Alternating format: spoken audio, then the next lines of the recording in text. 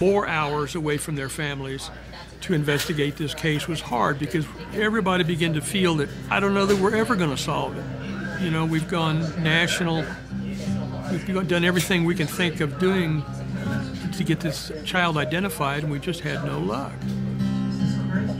If a case isn't solved relatively quickly, both the public and the police lose interest in that case. The police, because they're usually overwhelmed by simply dealing with the latest case, the public will lose interest if it's not constantly being talked about in the media. But local crime activist Alonzo Washington would not let the murder drop off the radar. He had produced comic books, car stickers, even T-shirts featuring likenesses of Precious Doe to keep the case in the public eye. He also took out ads in the local newspapers. For the 4th anniversary of the discovery of the girl's body, he decided to put an ad out in a different newspaper. Since she is African American, I'm going to advertise. I advertised in other papers as well, but I said I'm going to do this 4-year ad in the Call paper. That's an African American newspaper. I would do this full-page ad.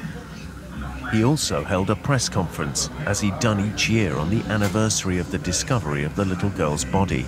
But the mood in the room was bleak. They were pretty much panning my efforts. They were like, how do you think this is going to help? Nothing has helped so far. And I said, well, this is something we're going to do. As long as you have the image out there, a tip can come. When people stop talking about the case, it's over with. On the 30th of April 2005, Alonzo's efforts were finally rewarded.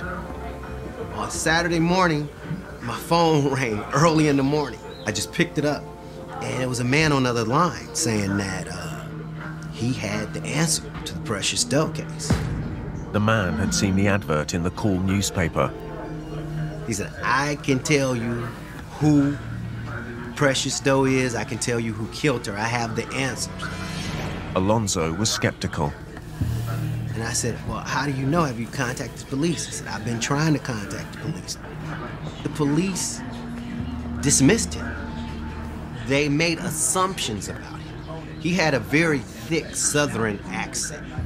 He sounded like an old jazz blues singer or something. And he said, you know, they think I'm crazy. As he went into his story, it sounded very credible to me.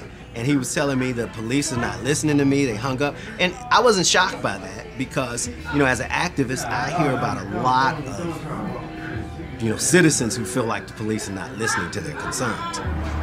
Alonzo asked the man, named Thurman McIntosh, what he knew. He said that his grandson was the killer of Precious Doe. He said her mother was his grandson's wife. He said his grandson's name was Harrell Johnson. And he said that he was the killer. He knows that 100%. And I said, well, if that's true, send me a piece of hair, DNA from the mother. I said, I will challenge the police to test it. The next day, a delivery arrived from Muskogee, Oklahoma, where Thurman McIntosh, his grandson, and grandson's wife lived. Among its contents was hair from his granddaughter-in-law, as requested. Alonzo immediately sent it to Sergeant David Bernard. We didn't have any DNA to compare our DNA from the body to. That's what we gained in Oklahoma. A couple of days later, he called me. It was late at night. I mean, it was probably like 1 a.m. And he said, it's a match. It's a match.